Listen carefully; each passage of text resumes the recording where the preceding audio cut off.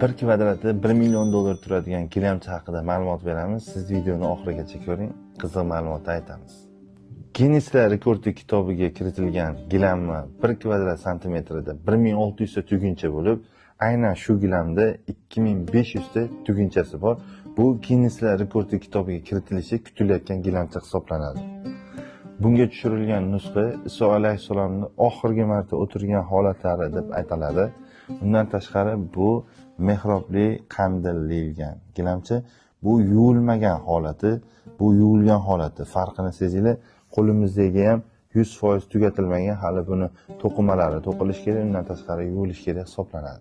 Bu gilamni hamma ham yuvilmaydi. Mutaxassislar tomonidan 1 kvadrati 250 dollar yoki shunga o'xshagan kichkina gilamlar bo'ladigan bo'lsa, 50 dollardan 100 dollargacha yuvib, pardozlab, upakovka qilib beriladi.